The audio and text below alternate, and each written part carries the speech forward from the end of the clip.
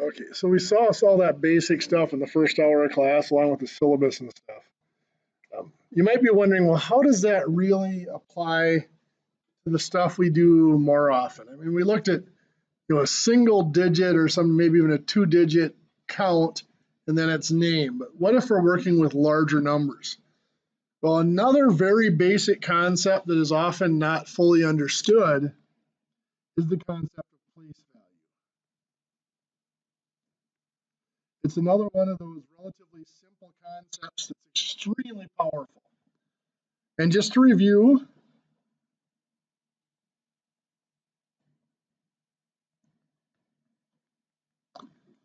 starting at the end of a number and working our way backwards, what's this last place value here?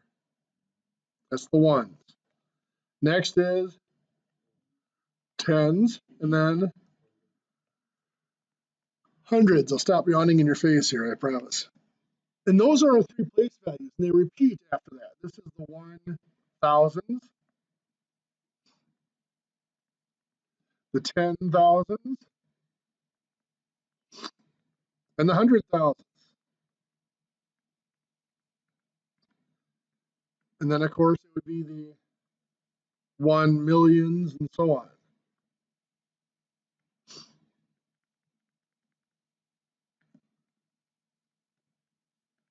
That's as far as I'm going to go because I'm tired of writing.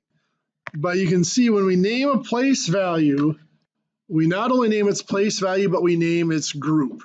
So this is the base group here. So this would just be called the tens. This is the thousands group. So this is 10,000s. Then, of course, is the millions group. So this is 10 millions. I'm not going to waste your time talking about pronouncing numbers or anything like that. I'm going to assume you guys have an understanding of that. But I am going to talk about a couple of other basic concepts. One is what a number really means. 386, we're used to looking at that as a number, but it's actually just an abbreviation for a number. The full form, some textbooks refer to it as the expanded form of that number is 300 and 8 tens and 6 ones. And when we write it out like that, we can see that each digit is actually a count and a name. This isn't just an 8, it's actually 8 tens. And when we look at our basic operations here in just a few minutes, that's going to be very important. Now, the next thing that understanding these place values is important for is for rounding.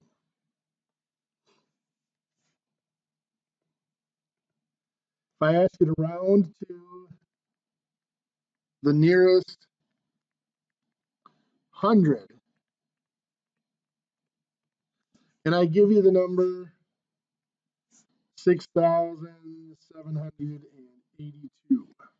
I said 6 and I wrote 5. How about 5,782? Well, what that's asking us to do is round to the nearest hundreds. That's really 5,000s and 700s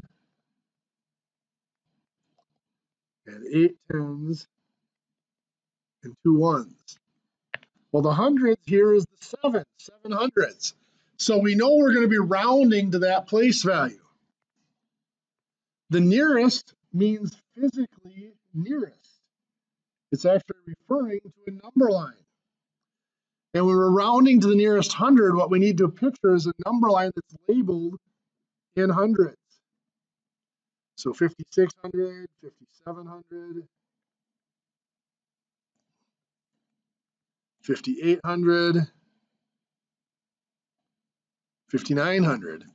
And we want to know if we put that number on there, 5,782, physically, which 100 would it be closest to?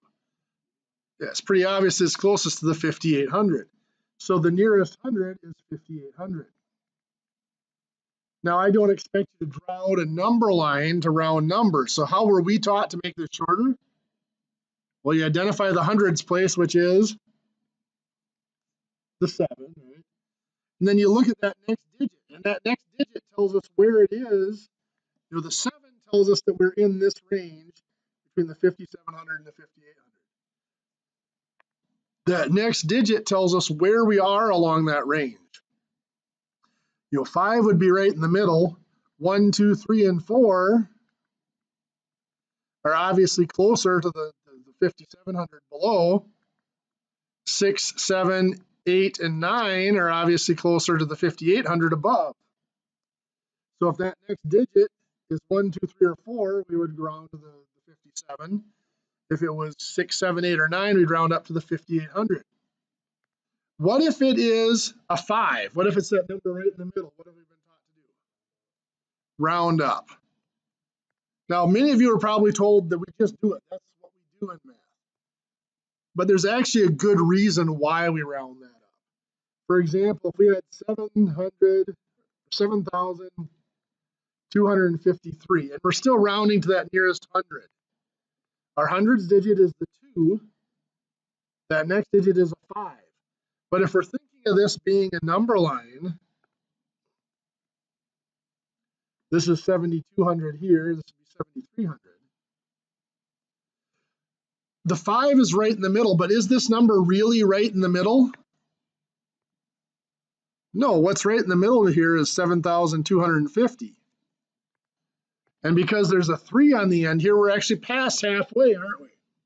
So the reason we always round up when this next digit is a 5 is because generally there's more numbers that come after it that really do put us past the halfway point. Does that make sense? So we round up. The only time it would ever be really an issue is if that was exactly 7,250. Well, we've been taught that even then you still do what? Round up. This is the hundreds digit, the next digit's a 5, we still round up. It's going to be 7,300. For woods, it's pretty much always going to be that way. There might be a few very old-fashioned architectural engineers that still will do what I'm about to talk about.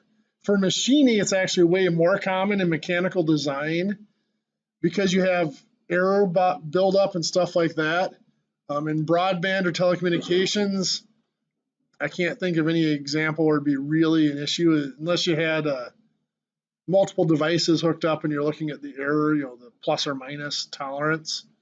It could be an issue there. But they do have some processes where you round some, when that next number is a 5, you round some of them up and some of them down.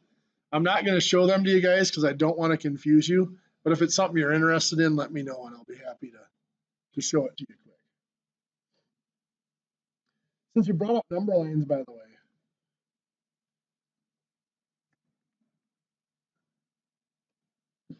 something that you guys have probably done in the past. Might look at that. Compare those two numbers. What symbol are you going to put between them? That symbol, right? The less than symbol, they call it. A lot of people struggle to remember what does the less than symbol look like. Most of us were taught, think of that as the alligator and it wants to eat the larger number. Well, what it really stands for is on the number line, which side is the 8 on? That's where that less than symbol comes from. It's the arrowhead on that end of the number line.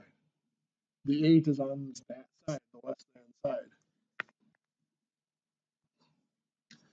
Okay, let's take a look at our basic math operations. We're going to talk about addition here first. Okay, we looked at it briefly, and the two things we've learned about addition is to combine things with addition, you must have the same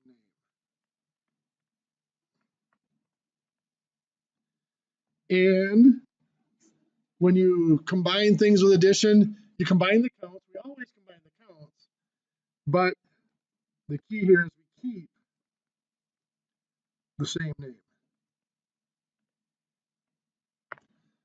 So if we look at larger numbers to add, like 374 plus 223.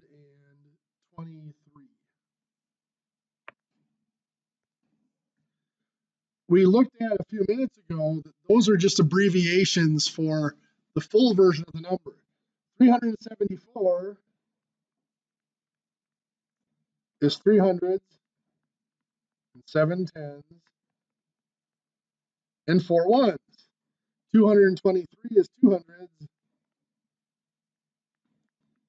and 2 tens and 3 ones. And when we look at them that way, we realize, as we mentioned before, that each digit has a count and a name. Well, when we add, we can only combine things that have the same name.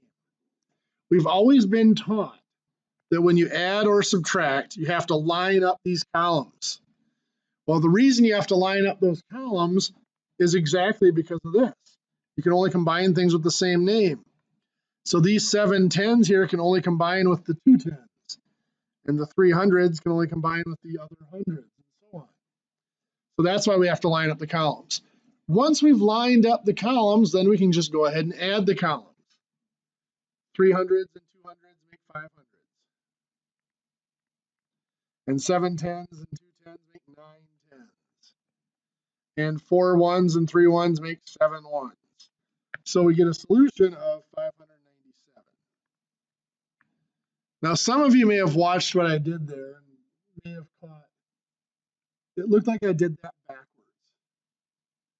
I started on the left and went to the right. Normally, when we add numbers, what do? We start at the end, at the right, and we work our way back to the left. Why do we do that when we add? In case it gets over 10 and we have to carry. For example, 738 plus 197. We start on the right and work our way back to the left because 8 plus 7 is 15. We can't have 2 digits within that place value, so we keep the ones, which is the 5, and we carry the 110. Now we've got 1 and 3 is 4, plus 9 is 13. So same thing, we keep the 3 and we carry the 1 into the next place value. 1, 7, and 1 is 9. Believe it or not, that process of carrying is a relatively new process. By relatively new, I mean in the last couple hundred years. We can add without carrying, and we can add left or right like I was doing before, and it still works out. Before carrying became popular, one way that these might have been added would look like this. 7 plus 1 is 8. 3 plus 9 is 12, so 2 drop the 1. 8 plus 7 is 15, so 5 drop the 1. You also get the same answer. Now, I'm not trying to change the way you add numbers, but the point I'm trying to make here is that there is more than one way to do it. We are so used to being told that in math there's only one correct way to do stuff, and that's not true. I could show you 4 or 5 different ways to add numbers that will work out every time. Now, I'm not going to do it because I don't want to confuse you, but you can see what we've been taught to do is a shortcut. There are several other ways that it could happen.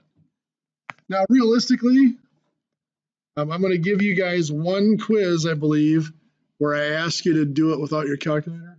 And then after that, for this course, you'll be allowed to use your calculator on everything. But what I would hope at least that you would do is when you look at a problem like this, you do some estimating.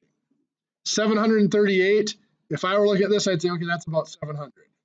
197 is about 200. And if I combine those, 7 and 2 makes 9, and it stays hundreds. I'm expecting an answer around 900.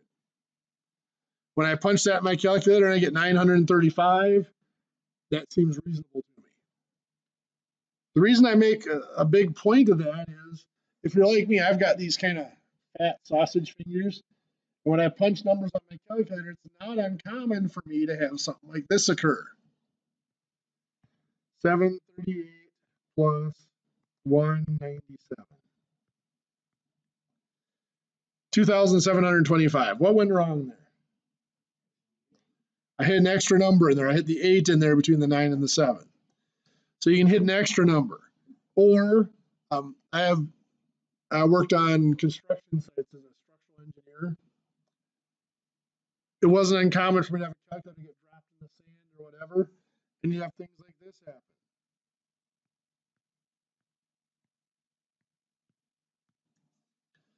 Well, one of my keys didn't register when I hit it there, did it? So when that spits out 755, I know either one of those answers, the 2,725 or the 755, looks kind of suspicious to me. I'm going to go back and double check to make sure that's right. If I'm not doing that, a lot of times you get that answer, you write it down and you keep working with it and you don't notice it. So before you punch numbers in the calculator, at least stop for a second and think about, what do I expect this to be? So that if you get, it doesn't catch every mistake, but it catches some of the bigger ones. So when we subtract, it's very similar.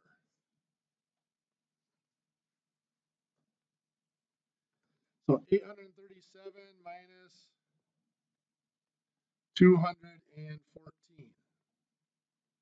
Now I'm not going to bother writing this out in their full form. I think you guys get the point at this point. That I have to line up my hundreds, my tens, and my ones, because when I add or subtract, I can only combine things that have the same name. And that goes down to the individual digit and place value. So once they're lined up, I'm going to go ahead and subtract. 8 minus 2 is 6. 3 minus 1 is 2. 7 minus 4 is 3. So 623. What did I do again? Yeah, I went backwards. I went from left to right, and we're used to going the other way, from right back to left. When we subtract, why do we go right to left? Well, in case we have to borrow, right? So carrying is borrowing with subtracting. So we might have something like 728 minus 369.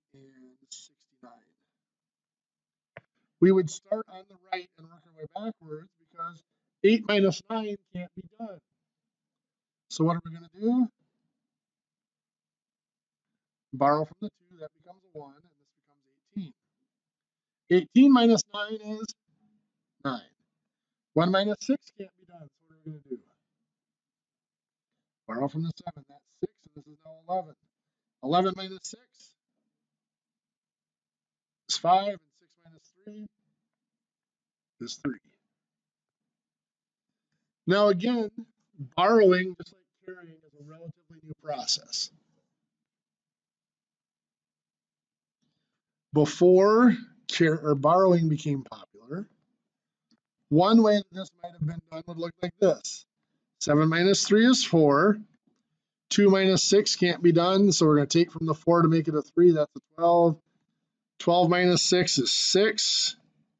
8 minus 9 can't be done, so we're going to take from the 6 and make that a 5.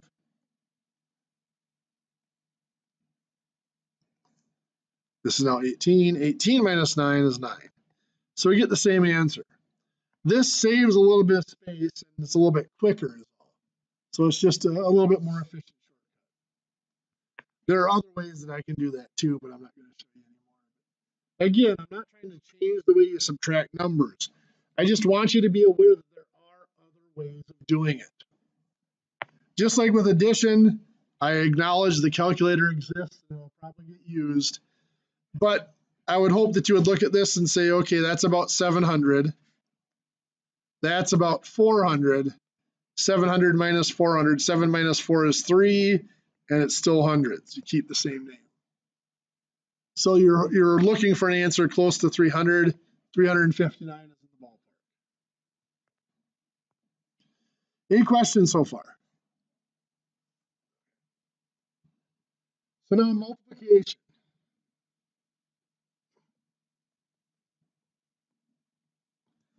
Let's do 21 times 32. And for multiplication here, I am going to write these out in full form. So this is 2 tens and 1 1. This is 3 tens and 2 ones. When I multiply, do I need the same name? No. So what that means is this 2 10s here not only can multiply the 3 10s, it can also multiply the 2 1s. In fact, every digit in the top number can be multiplied by every digit in the bottom number. And that's what long multiplication really is just an organized way to make sure that every digit in that top number gets combined with every digit in the bottom number. Now, depending on what region of the country you were raised in or what country you were raised in, where we start and the order that we go through it is different, but the process is pretty much the same. In this region, we're typically taught to start with the bottom number and the last digit.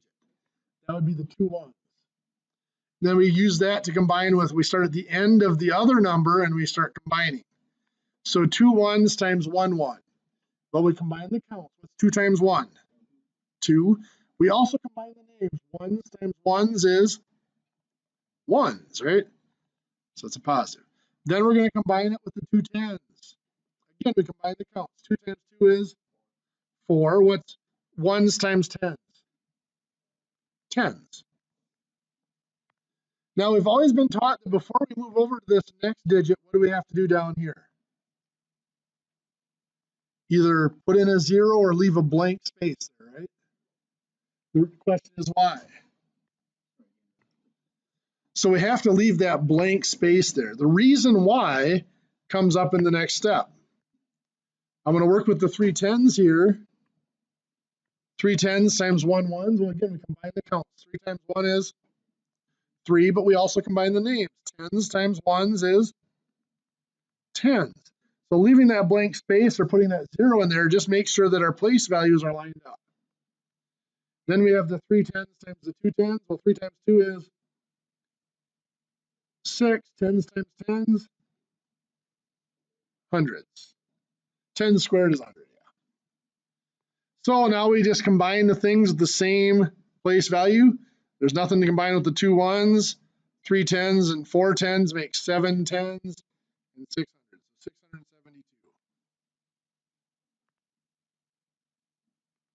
Now again, I realize that you guys have calculators and you're probably going to use them. So if you're estimating this, you'd look at that's 21 is close to 20, 32 is close to 30. The estimation is a little bit different when we multiply, however. 2 times 3 is 6, but we also have to combine the names. 10s times 10s is hundreds, so it's 600s. The shortcut there, by the way, there you go, the zeros. There's 1, 2 total zeros in the problem. There has to be 1, 2 total zeros at the end of the answer. So if I have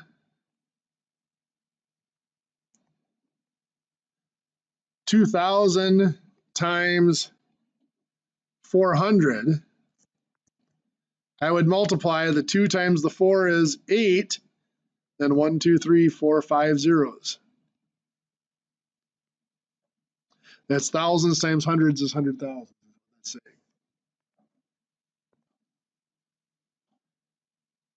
Before I move on to division, I want to make one more little point about multiplication because it's important for division. When you were first learning how to multiply, if I gave you 5 times 3, now before you memorized your multiplication tables and just knew that 5 times 3 is 15, how did you figure that out? There you go. You took 5 3 times. 5 plus 5 plus 5, which is 15. Multiplication is defined to be repeated addition. Now, we said earlier that subtraction is just multiplication done in reverse. So 24 divided by 8. Does that mean I'm going to take 24 and subtract 8 from it? 24 minus 8 is 16. Minus another 8 is 8. Minus another 8 is 0. I was able to subtract 8 1, 2, 3 times. And in fact, that is one of the definitions of division. It is repeated subtraction. It's the reverse of multiplication. 24 divided by 8 is 3 because I can subtract 8 3 times. That also explains where our remainder comes from. If we have 30 divided by 7, 30 minus 7 is 23. That's once. 23 minus 7 is 16. I've subtracted it twice. 16 minus 7 is 9. That's 3 times. 9 minus 7 is 2. That's 4 times. Can't subtract 7 again without going negative. So 30 divided by 7 is 4, because I can subtract 7 from 30 4 times with a remainder of 2. So that's where that idea of a remainder came from. That's what's left over after we subtracted 7 as many times as we can. Now, as we go through the next couple of units, or next couple of weeks, we will see that could be written as 4 2/7, or 4.28571429, or other ways that we can express that. For now, we're just going to leave it as a remainder of 2. So with that in mind, if I were to divide larger numbers, like 74 divided by 2, well, I don't really want to start subtracting 2 from 74, do I? That's going to take a while. But what I can do is I can try to subtract a large block of 2s. 2 times 10 is 20. I can subtract 20 from 74, and it'll go a lot faster. That'd be 54. If I subtract it again, that'd be 34. Subtract it again, that'd be 14. What I've done there is I've subtracted my 2. That's 10 times. That's another 10. That's 20 times. Another 10 would be 30 times. I've subtracted 2 30 times. Now I still have 14 there, so I have to keep going. 14 minus 2 is 12. I'm going to subtract it 7 more times to get down to 0. So it's 30 plus 7, or 37, is 74 divided by 2. Now that took a long time just because I had to subtract that 2 over and over again, but not near as long as it would have taken if I just started with 74 and subtracted 2. I'd have to do it 37 times. That would take a long time. So the key was to subtract it out in big chunks. The 20 meant I was taking 10 of them at a time away. Well, that's what long division is an organized way of doing that. If I have 49,723 divided by 21, I'm not about to start subtracting 21 from 49,000. We don't have that kind of free time. But just like I did up above here, I can try to subtract 21 out in big chunks. The size of that chunk, the way I figure that out, it depends on the place value of the first digit that I'm dividing here. This 4 is in what place value? That's the 10,000. Well, 10,000 times 21 would be 210,000. Can I subtract that from there? No, that's too big. So my next place value would be the 1,000. 1,000 times 21 is 21,000. Can I subtract that from there? Will I be able to subtract it more than once? Yeah, twice, right?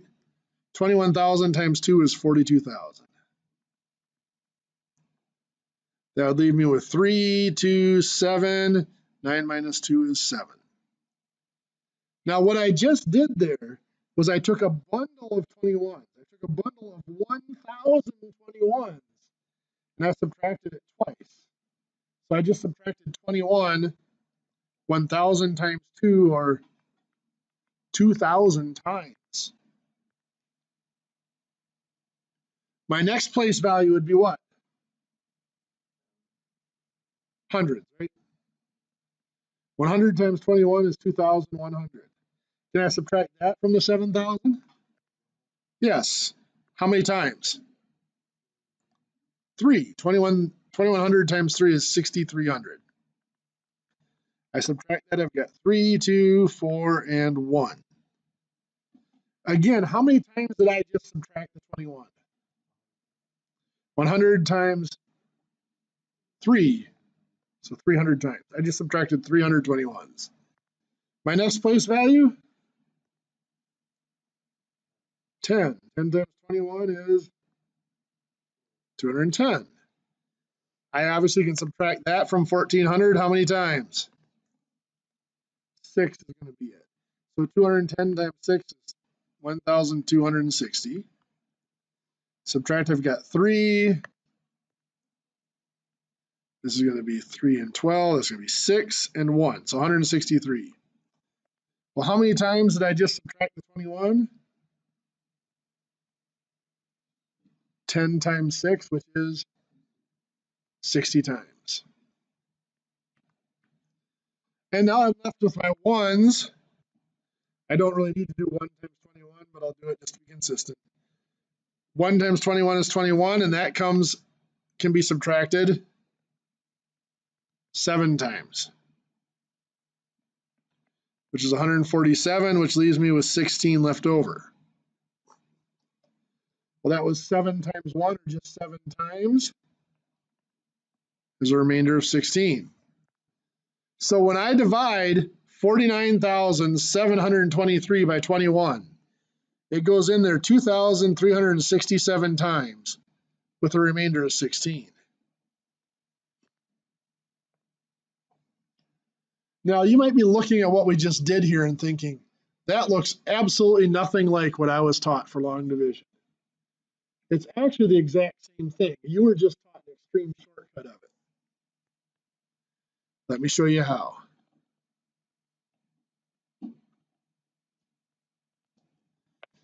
You were most likely taught something similar to this. 21, does 21 go into 4? No, so you leave it blank above the 4. That's what we did here in this first step. That 210,000 couldn't be subtracted, so we moved on to the next digit. So we move over to the 49. 21 goes into 49 twice. 9 was the last digit we used, so the 2 goes above the 9. 2 times 21 is 42. We subtract, get 7. Then we bring down the next digits. I usually bring down the whole rest of the number, but a lot of us were taught just to bring down the next single digit like that. I want to bring down the 2 and the 3 here too. If you look at what happened here, and compare, what we did was the exact same thing. We just left off the zeros.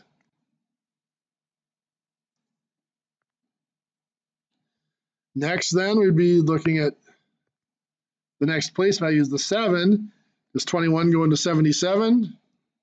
Sure, it's 3 times 63. And we subtract again, you see it's the same thing here. We just left off all the zeros. So it is the same process. And that's one of the struggles with math, is most of what we've been taught with math is an extreme shortcut of the real process. It's extreme abbreviation. It's been shortened and abbreviated to try to make it simpler and easier to do. The problem is in that process, we've lost track of what's really going on, what's really happening. Division is probably the worst operation straight across the board. Fractions, decimals, and everything. Division has been altered to the point where you don't even recognize it anymore. Now, this class isn't really a math theory class, but seeing that little bit of history of where those operations come from is often very helpful in solving word problems. We will focus a lot on word problems. In fact, what I'm going to do now is actually give you guys some homework. Your homework is going to come, I'm just going to refer to it to your big book and your little book, because depending on your program, you have different books. So your homework today is going to come from the little book. And the page numbers will be different, so I'm just going to refer to units.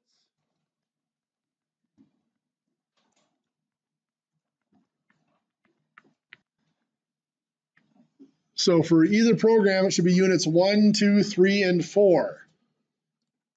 Now, anytime I assign homework out of either book, I'm referring to just the odds for 2 reasons. One is it's a lot of homework problems. I don't want you to have to do all of them. Second is the solutions to the odds are in the back of the book. As I mentioned, I don't collect your homework and grade it. You guys have the solutions. When you do the homework, you can look back, check, make sure it's right. If it's not right, see if you can figure out what you did wrong. If you can't figure it out, make a note of it, and that's where we'll start class tomorrow, is going over any of those questions that you struggled with, that you couldn't figure out. Now, for those of you that are stronger at math, like I said before, I don't expect you to pound through a bunch of questions that you already know how to do. If you do the first one or two and they seem really simple, feel free to skip ahead several problems and try some of the more difficult ones. If those feel good, skip ahead even further. I don't want you to go home and do a bunch of busy work on stuff you already know. With that said, though, I would hope you would at least do some of the word problems on each assignment, because that is the one thing I find that students struggle with, is the word problems. And on our quizzes and tests, there will be word problems, and many of the word problems look very similar to the ones that are in your book. So doing those is a great way to prep for tests and quizzes. So I will give you the last 14 minutes of class here to get started on this first assignment. If questions, you are free to talk amongst yourselves and work together on them, or ask me questions. So go ahead and get started. And like I said, that's where we'll start out, is tomorrow, is looking at any questions you had problems with.